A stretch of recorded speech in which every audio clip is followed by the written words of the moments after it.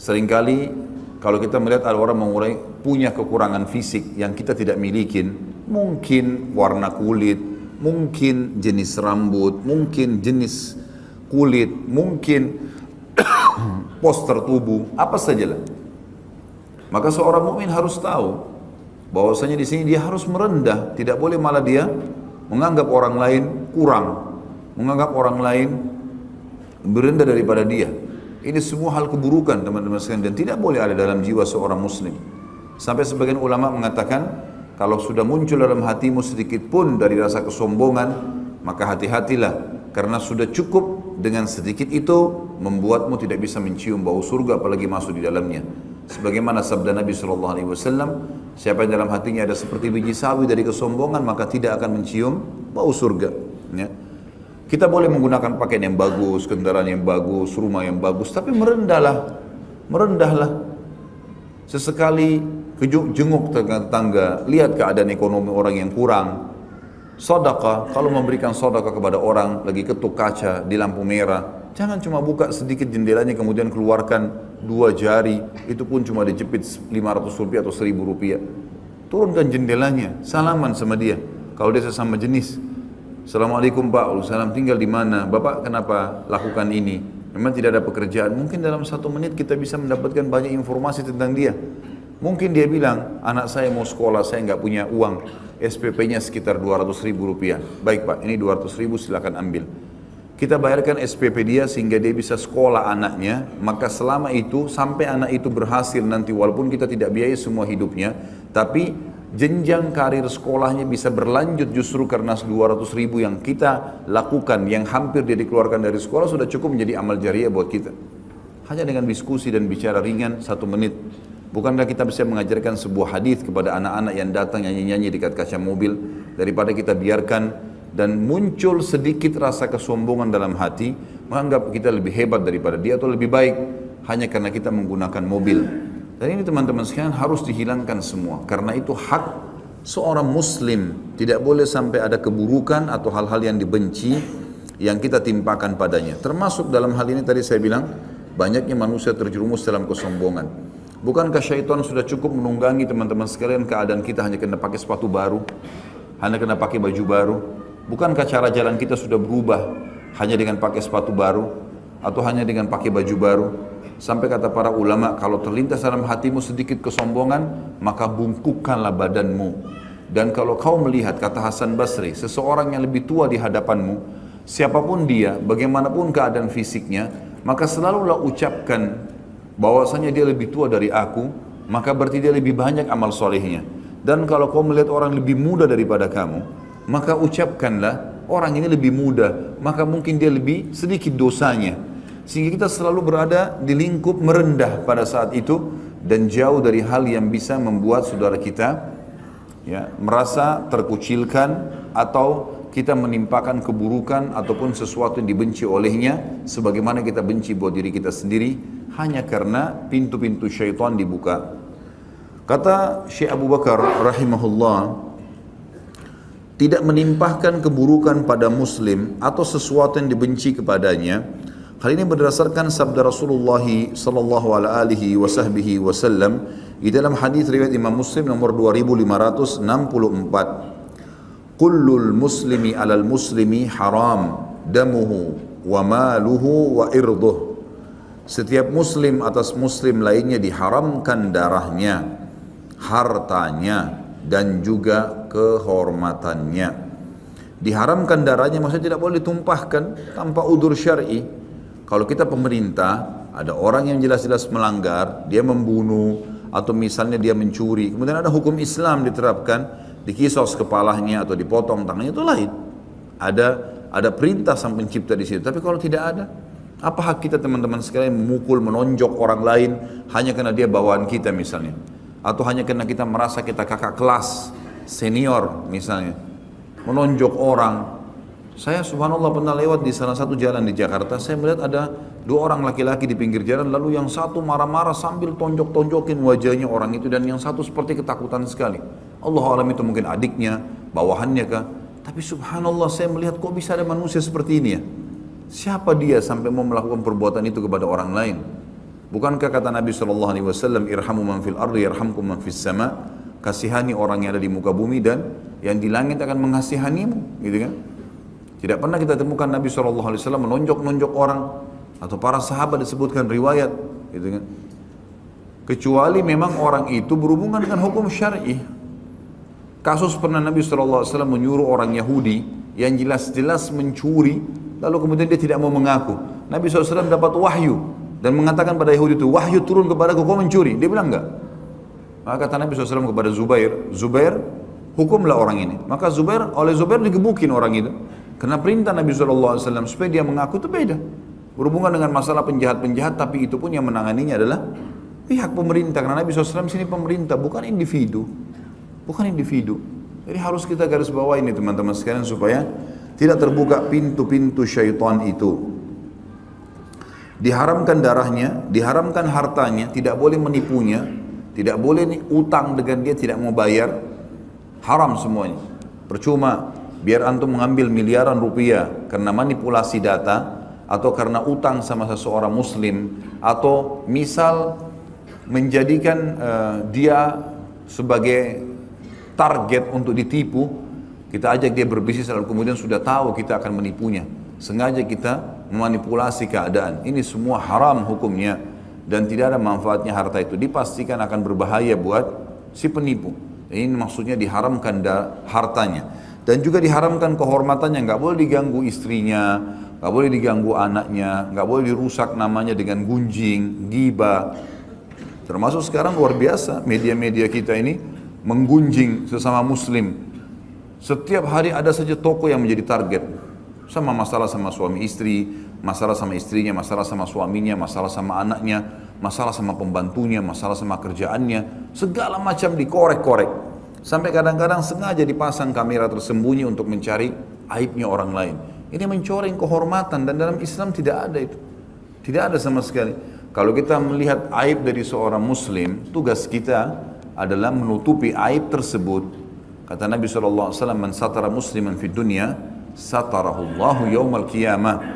Siapa yang menutupi aib seorang muslim di dunia, Allah akan tutupi aibnya pada hari kiamat. Dalil yang kedua adalah hadis Nabi SAW, riwayat Imam Ahmad nomor 22.555 dan Abu Daud nomor 5.004 dengan sanad yang sahih. La yahillu li muslimin an yurawwi'ah musliman. Seorang muslim tidak boleh menakut-nakuti muslim yang lain. Boleh sama sekali. Pernah ada seorang sahabat teman-teman sekalian bawa pedang, pedangnya nggak ngapa-ngapain, cuma dipasang di pinggangnya saja, tapi tidak punya sarung pedang itu, sehingga kalau ada orang yang berpapasan mungkin bisa kena. Di pasar Madinah. Waktu baginda Nabi SAW melihat, beliau mengatakan, beritahukan kepada orang itu agar membungkus pedangnya agar jangan sampai dia menyakiti saudaranya muslim. Padahal dia nggak niat apa-apa. Dia nggak niat apa-apa. Teman-teman, antum lagi bawa barang, tahu ini barang kalau ditaruh di motor mungkin bisa ganggu orang lain di sebelah, bisa berbahaya, lalu ugal-ugalan. Nggak bisa ini, nggak bisa. Antum bawa barangnya hati-hatilah, jangan sampai menyakiti orang lain. Ya. Ada orang subhanallah kadang-kadang sudah salah dianya yang marah-marah. Ini luar biasa ini. Ya, ini dalam bahasa Arab dikatakan akhashafan wa su'akila. Dua keburukan bersatu dalam satu perbuatan. Orang-orang Arab dulu, kalau seandainya ada penjual kurma, kurmanya yang dipajang bagus, kemudian pada saat dibungkusin orang lain kurma yang buruk, khasaf namanya, kurma yang kering, gitu kan. Kemudian pada saat ditimbang kurang lagi timbangannya, maka dua keburukan, sudah kurmanya buruk, kemudian timbangannya lagi kurang. Maka ini ditarik dalam semua perilaku yang seperti itu. Sudah mau utang sama orang, kemudian dia menggunakan intimidasi. Mau minta tolong sama seseorang, tapi minta tolongnya dengan kasar. Dan seterusnya. Ini semua tidak boleh teman-teman sekalian. Atau dia salah, dia yang marah-marah. Gitu kan? Saya sering lihat di Indonesia ini ada beberapa kejadian. Kayak misal kita lagi jalan, kemudian kita lagi jalan ada orang yang datang nabrak. Gitu kan? Jelas-jelas dia yang salah. Loh, yang ditabrak malah dikeroyokin. Kok jadi terbalik ini?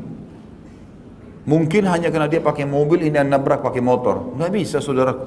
Salah ya salah. Orang yang jatuh pakai motor, kenapa kamu nabrak? Harus adil di sini. Ini enggak, kamu harus bawa ke rumah sakit, kamu harus begini.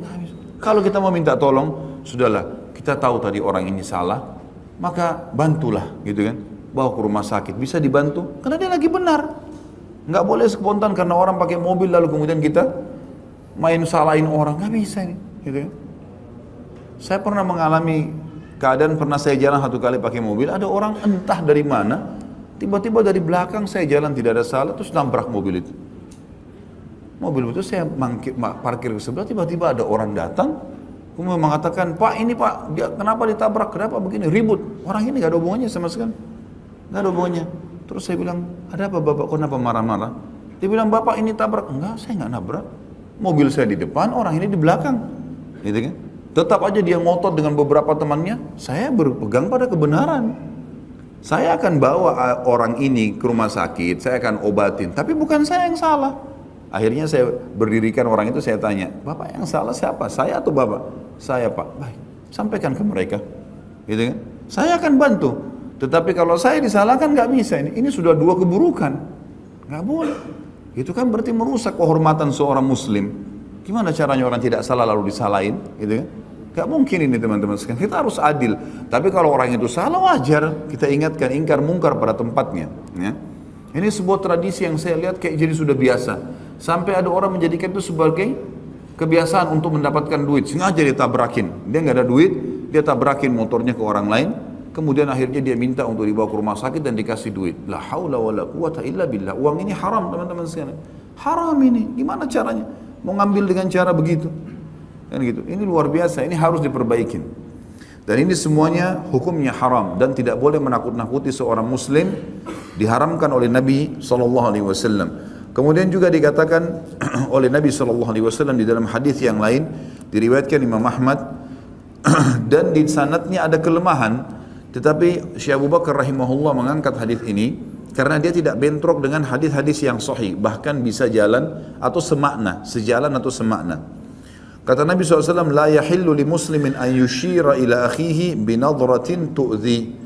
Seorang muslim tidak boleh mengisyaratkan kepada saudaranya sesama muslim dengan pandangan yang menyakitinya. Tadi pandangan sinis, ya, menganggap remeh dari tatapan matanya. Gitu kan. Ini semua teman-teman tidak boleh sama sekali.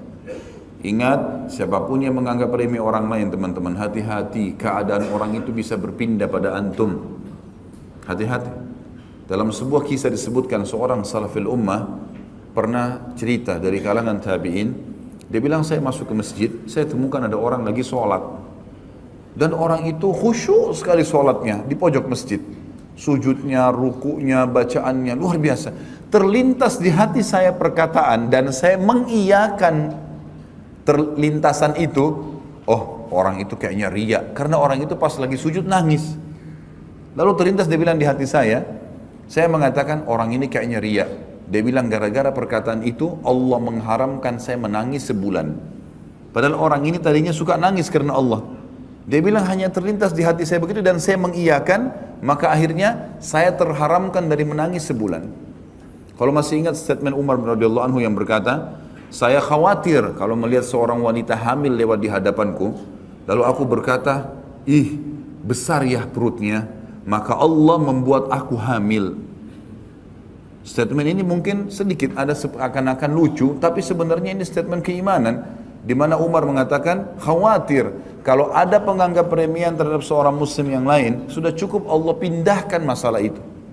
Banyak di antara salaful ummah mengatakan, tidak ada seseorang yang menganggap remeh orang lain, bahkan itu terjadi pada musuh sekalipun, kecuali Allah Subhanahu wa taala akan membalik keadaan. Kisah perang Hunain. Nabi SAW ada pasukan muslimin di atas 10.000 orang, lebih besar daripada pasukan kafir. Pertama kali pasukan muslim lebih banyak daripada pasukan kafir. Muncul di diri beberapa sahabat nganggap remeh, oh musuh gampang kita kalahin. Maka yang terjadi, muslimin dikalahkan. Pada saat itu, di awal peperangan dikalahkan. Makanya Nabi SAW membaca doa, minta dilindungi dari syamatatil a'da. Syamatatil a'da, syamata adalah menganggap remeh orang lain. A'da musuh. Nggak boleh kita anggap remeh teman-teman sekalian. Walaupun itu musuh kita. Apalagi kalau cuma saingan kerja, apalagi cuma sekedar saingan di komplek, saingan di yayasan, saingan di masjid. Apa urusannya? Apa hubungannya kita menganggap remeh orang lain? Itu hukumnya haram, tidak dibolehkan. Ingat, menganggap remeh orang lain bisa pindah keadaannya ke kita. Dan itu banyak sekali contoh-contoh berhubungan dengan masalah ini. Maka merendahlah teman-teman sekalian. Makin merendah kata Nabi SAW, man tawadha'a lillah rafa'ahu Allah. Siapa yang makin merendah di jalan Allah, Allah akan tinggikan derajatnya. Kan gitu. Jadi kita harus jagain. Kita harus jagain. Dikatakan juga dalam hadis yang lain, hadis diriwayatkan Imam Bukhari nomor 10 dan Imam Muslim nomor 40. Kata Nabi SAW, al-muslim man salimal muslimuna min lisanihi wa yadihi. Seorang muslim yang sejati adalah yang mana kaum muslimin lainnya selamat dari keburukan lisan dan tangannya. Ibnu Abbas berkata teman-teman, Ibnu Mas'ud berkata teman-teman sekalian, tidak ada sesuatu yang harus dipuasakan dan dipenjarakan paling lama dibandingkan lisan seseorang. Ini penjara boleh tonton. Bicara emas saja, nasihat, tanya kabar, ilmu pengetahuan, yang lain diam. Jangan ucapkan yang tidak bermanfaat. Karena ucapan ada pertanggungjawaban. Beda dengan kita mendengar. Makanya Syurahbil Asy-Syu'bi rahimahullah berkata, saya belajar dari seseorang yang belajar di majelis saya. Aturan di majelis saya bertahun-tahun nggak pernah ngomong orang itu. Lalu saya tanya dan saya terus mengulangi pengalaman itu. Saya sudah diskusi sama orang itu. Saya tanya, hai fulan, kenapa kau sudah bertahun-tahun ikut majelis saya nggak pernah bicara? Dia bilang, orang itu bilang, saya dengar, maka saya dapat manfaat. Dan pendengaran seseorang yang dia dengar hanya untuk dirinya. Nggak ada masalahnya sama orang. Baik saya terima, buruk saya tolak.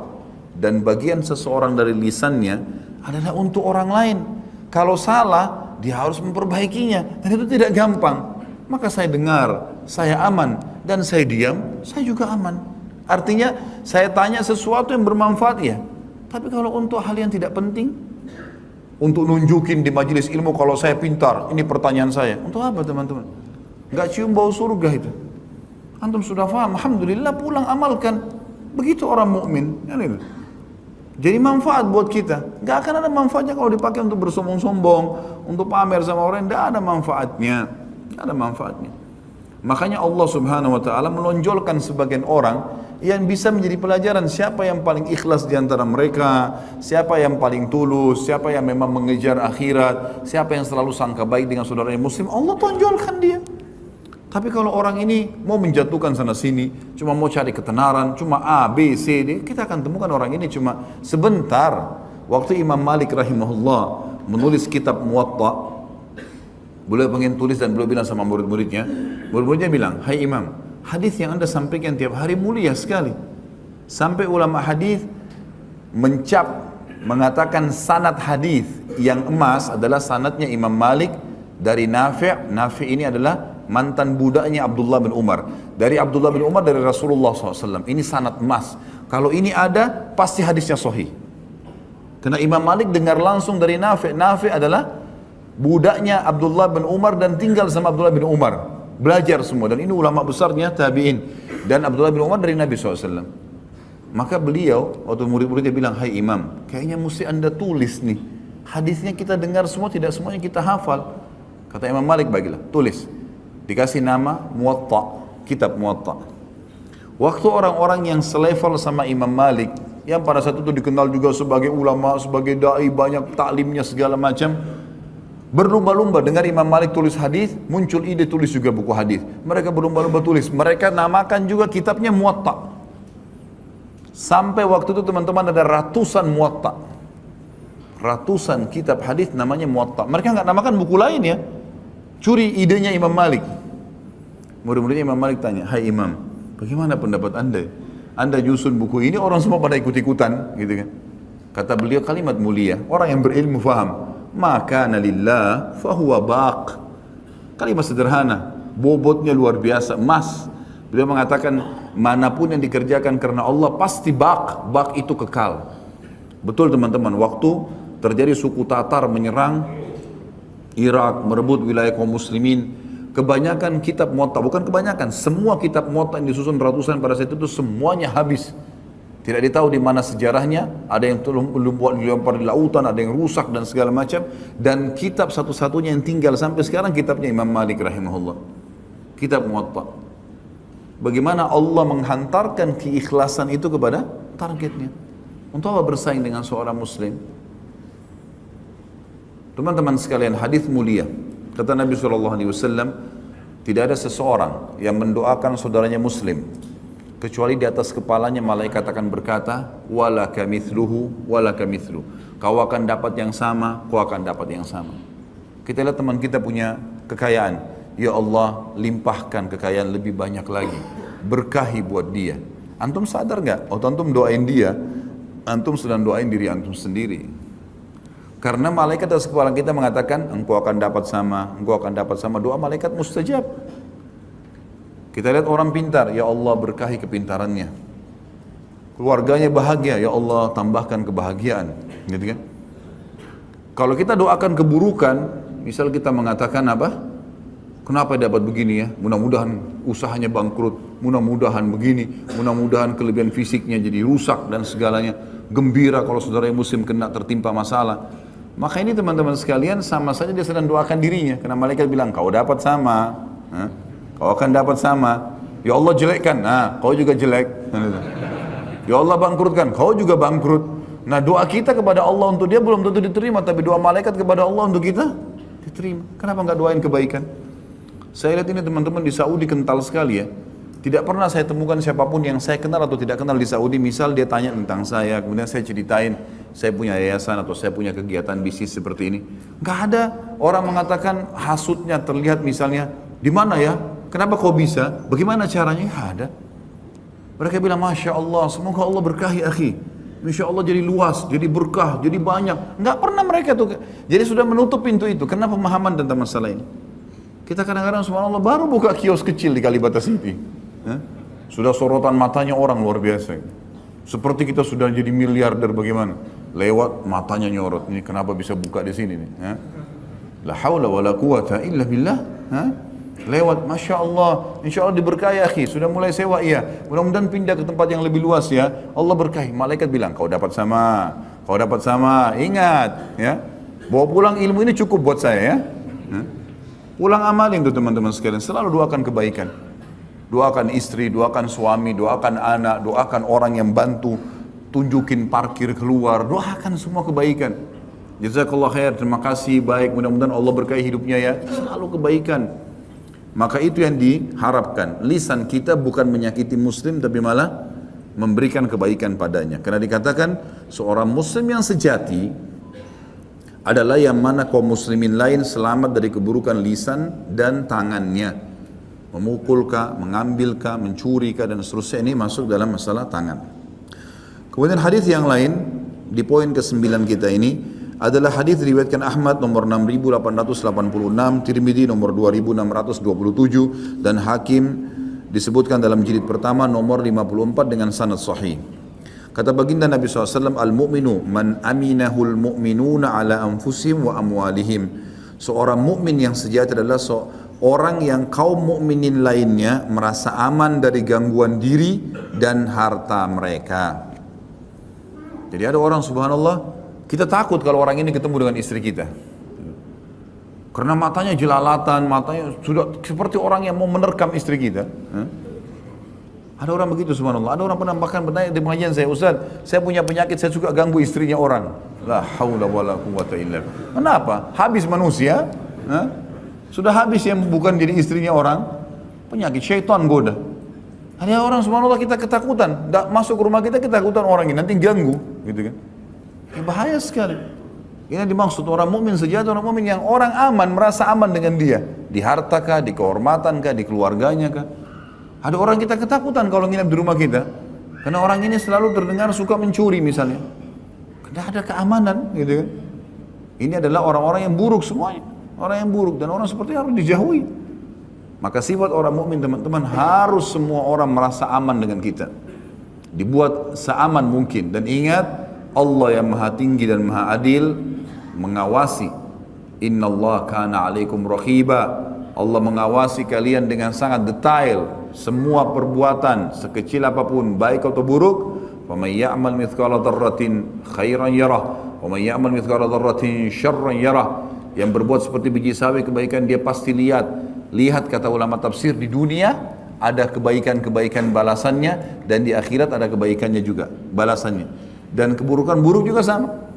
Sekecil apapun akan ada konsekuensi pembersihan. Begitu juga dengan di akhirat. Lalu untuk apa kita mengambil haknya orang lain, mengganggu mereka, untuk apa? Nah, ini hak seorang muslim harus dijaga, saudaraku seiman. Siapapun dia, yang penting dia muslim. Jangan anggap remeh fisik orang.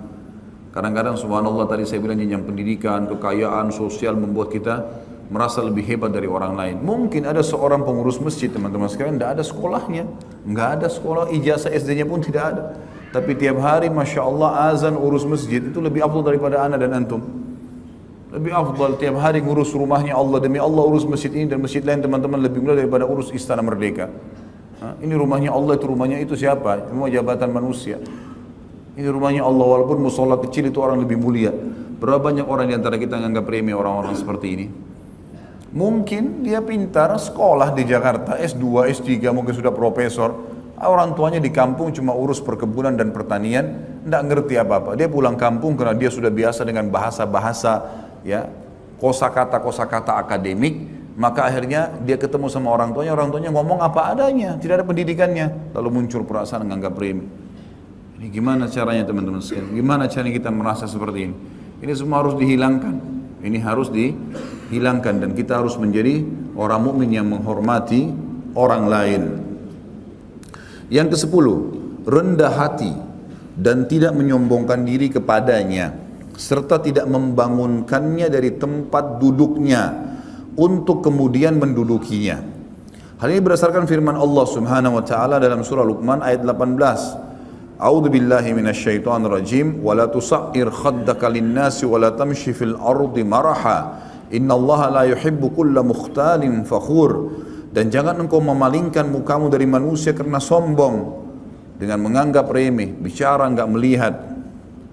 Dan jangan kamu berjalan di muka bumi dengan angkuh, ya. Angkuh ini masuk dalamnya perilaku, perkataan, gerak-gerik, bahasa tubuh. Semuanya kalau membawa pada kesombongan diistilahkan dengan angkuh, ya. Sesungguhnya Allah tidak menyukai orang yang sombong lagi membanggakan diri. Dalam sabda Nabi SAW di dalam hadis riwayat Abu Daud nomor 4895, Ibnu Majah 4179 dengan sanad sahih. Kata Nabi SAW, Inna Allah Ta'ala auha ilayya an tawada'u hatta la yafkhara ahadun ala ahad. Sesungguhnya Allah telah mewahyukan secara khusus kepadaku agar kalian bersikap rendah hati sehingga tidak ada seorang pun yang membanggakan diri terhadap orang lain. Ini perintah Nabi SAW, wahyu dari Allah langsung disuruh itu. Raja, pencipta, pemilik langit dan bumi yang memerintahkan itu. Jangan sombong. Kita tidak bakal bisa mencapai gunung yang besar, kita juga tidak bisa buat apa-apa. Kadang-kadang subhanallah orang naik motor, suaranya ribut. Dia balap, kadang-kadang di depan rumah saya gitu, karena di pinggir jalan, balap, wah ribut. Terus saya berpikir, habis itu apa? 10 meter, 20 meter suaranya ribut itu, sudah ganggu orang, bensinnya banyak yang terpakai. Ya, iya kalau tiba-tiba nggak mogok motornya. Gitu. Gak ada, apa gunanya sombong dengan 10 meter itu untuk apa? Hah? Apa yang mau disombongin itu? Ribut dengan itu, tunjukin kehebatan. Lewat di sebelah, ngomong. Ngapain ngomong? Untuk apa ini? Hah? Nunjukin kalau saya hebat. Terus ternyata orang yang sedang ditantang ini mungkin ahli bela diri, bisa dipatahin lehernya dia. Ngapain itu apa? Saya kadang-kadang lihat subhanallah ada orang sengaja ganti knalpotnya. Untuk apa ganti knalpot teman-teman sekalian? Buang-buang duit untuk apa? Ribut, ganggu orang, gak enak dengarnya. Dan itu pasti membawa pada kesombongan, tidak bisa dikatakan tidak, susah. Karena sudah ribut pasti tujuannya untuk pamerin sama orang. Bukan, pamerin kekuatan itu depan musuh di sana di Israel. Nah itu otot-otot memperlihatkan di sana. Hah? Ribut suara di situ di medan perang. Sahabat itu kalau ngomong satu sama yang lain sampai hampir tidak terdengar di antara mereka. Kena lembutnya, tapi di kancah peperangan suara mereka bisa membuat musuh-musuh pada takut. Itu laki-laki yang jantan, gitu kan? Bukan pamer-pamer depannya orang. Gitu. Ada orang subhanallah rumah tangga istrinya jadi bahan tempat ya praktek Sebentar memar di kiri, sebentar benjol kepala, sebentar ditarik rambutnya, sebentar ditendang. Ya akhi, otot kamu itu bukan untuk perempuan. Hah? Sana di medan perang, gitu. Bukan di rumah ini. Anaknya dipukulin ini segala macam. Padahal mungkin kalau di luar pengecut nih orang. Ada semua gunanya ini. Ya. Baik, saya akan bacakan dalil selanjutnya baru kemudian kita azan. Diangkat di sini sabda Nabi SAW dalam hadis yang sahih diriwayatkan Imam Muslim nomor 2588, "Ma tawadha ahadun lillahi illa rafa'ahu Allah Ta'ala."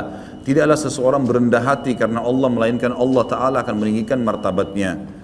Lain dari itu, karena telah ada contoh dari Rasulullah SAW tentang rendah hati beliau terhadap kaum mukminin, kaum muslimin, walaupun beliau adalah penghulu para rasul, dan beliau tidak congkak serta tidak sombong, sehingga beliau tetap berkenan untuk berjalan bersama para janda, fakir miskin, dan memenuhi kebutuhan-kebutuhan mereka. Bahkan dalam satu doanya beliau mengucapkan, Allahumma ahyini miskinan wa amitni miskinan wahsyurni fi zumratil masakin. Hadis ini sahih diriwayatkan Ibnu Majah nomor 4126 dan juga Al-Hakim di jilid 4 nomor 358. Ya Allah, hidupkanlah aku dalam keadaan miskin. Maksudnya seperti keadaan orang-orang yang miskin. Bukan Nabi minta supaya miskin hidupnya. Yang dimaksud adalah supaya saya bisa merasakan keadaan orang-orang miskin itu. Dan matikanlah aku dalam keadaan seperti mereka. Orang miskin itu biasanya tulus sekali, ikhlas, hilang barangnya gitu. Saya kemarin naik, satu orang mengantar saya naik ojek gitu kan, saya lagi jalan, terus dia cerita saya lagi jalan, terus dia bilang sama saya, kebetulan saya bawa koper, dia agak berat gitu kan, terus saya bilang, Pak biar saya yang bawa motornya, Bapak yang pegangin koper. Loh kok bisa Pak? Ya nggak apa-apa, Bapak ajak aja, anggap aja saya yang ngojek gitu kan. Ketawa dia gitu. Lalu dia di belakang saya, sementara dia pegang koper saya di belakang, karena dia agak kecil badannya, maka beliau mengatakan pada saya, ini motor saya baru hilang kemarin gitu. Kemudian saya baru cicil 2 tahun. Ini padahal sudah setengah mati. Ya hilang. Terus bahasa terakhirnya itu yang sambil pelajaran. Dia bilang apa? Tapi ya sudahlah, saya ikhlaskan. Dan sekarang ini keluarga saya cicilkan saya motor ini Pak. Saya berpikir, subhanallah ya, beratnya motor itu bagi dia mungkin 12-13 juta. Bukan dengan seperti sebagian orang yang Masya Allah mau gonta-ganti mobil bisa. Itu berat, tapi dia bisa dengan mudah mengikhlaskan. Itu keadaan orang miskin biasanya begitu. Jadi mereka gampang, lebih dekat dengan keikhlasan. Itu yang dimaksud di sini. Dan himpunkanlah aku bersama golongan orang-orang miskin. Yang terakhir teman-teman sekalian adalah hadis Nabi SAW. Hadis ini diriwayatkan Bukhari nomor 6269 dan Muslim 2177. Kata Nabi SAW, la yuqimanna ahadukum rajulan min majlisi thumma yajlisu fi walakin tawassa'u wa tafassahu. Janganlah seseorang di antara kalian membangunkan seseorang dari tempat duduknya lalu dia menduduki tempatnya, akan tapi lapangkanlah dan luaskanlah. Kalau mau masuk pamit baru masuk ke sebelah, gitu kan. Juga teman-teman jangan sampai kayak di masjid ada sudah dilowongkan tempat buat seseorang, jangan kita ambil, emang sudah begitu. Ya sudah, ada saudara kita muslim, kita pindahlah ke tempat lain. Kalaupun kita mau maka lebarkanlah atau luaskanlah. Dalam riwayat yang dikatakan lunakkan pundak-pundak kalian untuk saudara kalian supaya bisa masuk dalam saf. Tapi kalau kita pindahkan orang lain hanya karena dia tukang sampah, hanya karena dia orang yang tidak dikenal di masjid itu, maka ini semua tidak dibenarkan. Allahu a'lam.